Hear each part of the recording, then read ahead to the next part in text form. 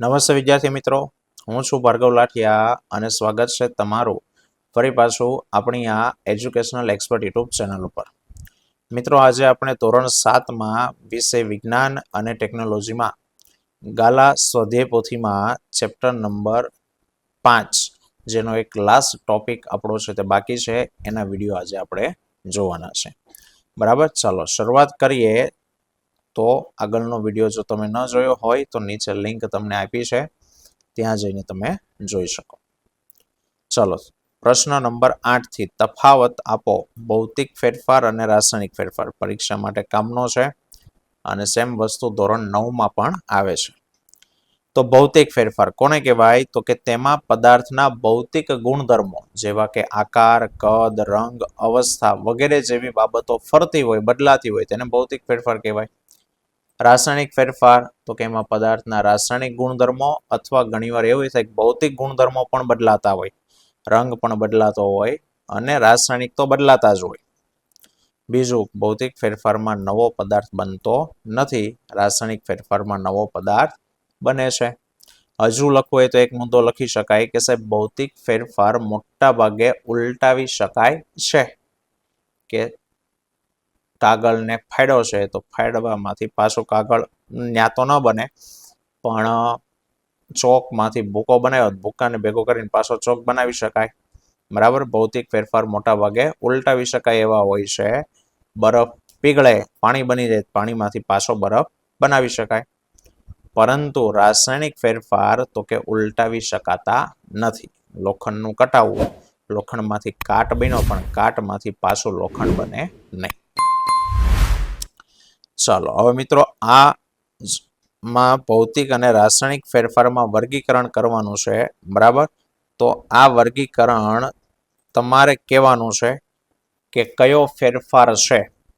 બરાબર, પછી હું બતાવવાનો જ છું, પણ અત્યારે તમારે જવાબ આપવાનો છે, હું નથી બોલવાનો, પછી તમને બતાવીશ.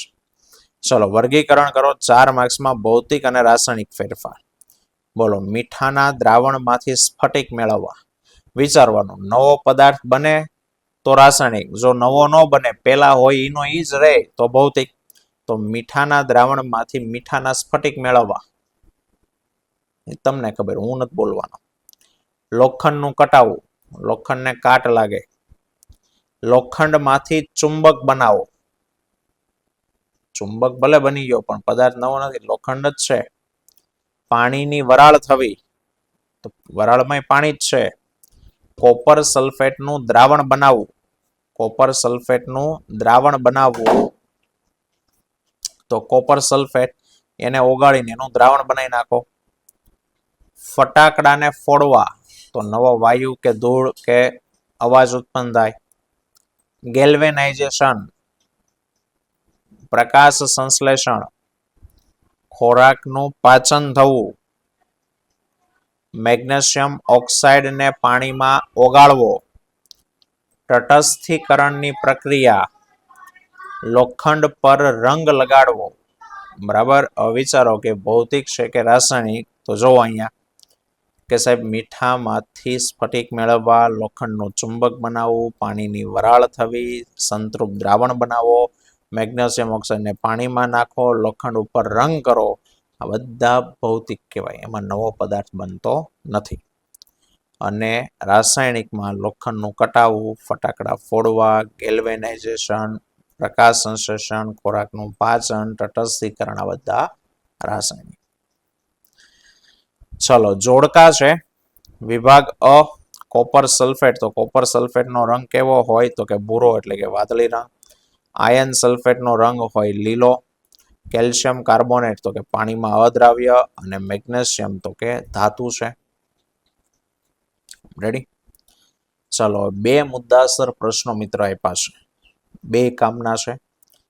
કે પહેલું છે કે કોપર સલ્ફેટના સ્ફટિક કેવી રીતના મેળવવામાં આવે.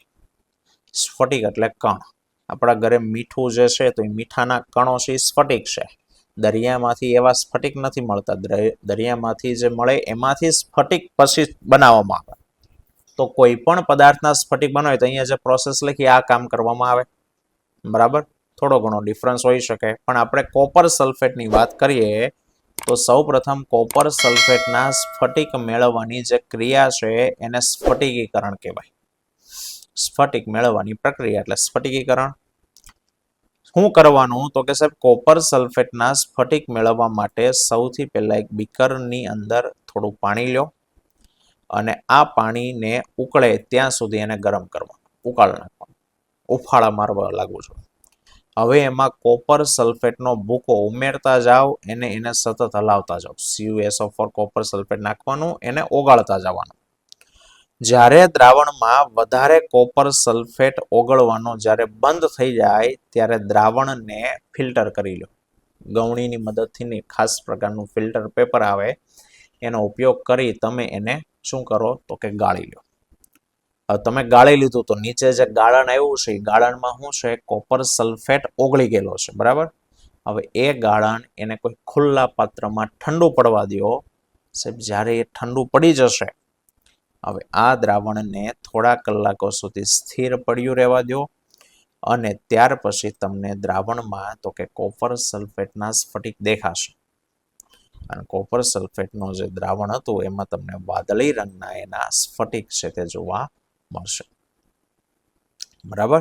તો કોઈ પણ પદાર્થના સ્ફટિક મેળવે તો આ રીત છે કે પાણી લેવાનું, એને ઉકાળી નાખવાનું, પછી એની અંદર તમારે જેના સ્ફટિક મેળવવાનો છે પદાર્થ એમાં ઓગાળો, એને બરાબર મિક્સ કરી નાખો, બરાબર. અને પછી વધારે ઓગળવાનું બંધ થઈ જાય પછી એને ગાળી લો અને નીચે જે દ્રાવણ આવ્યું છે એને તમે ઠંડુ થવા મૂકો ખલેલ પાડ્યા વગર, એટલે તમને એના સ્ફટિકો છે તે દેખાશે થોડા કલાકો પછી. ચલો, અને લાસ્ટ પ્રશ્ન છે કે સાહેબ લોખંડને કટાતું અટકાવવાના ઉપાય જણાવો.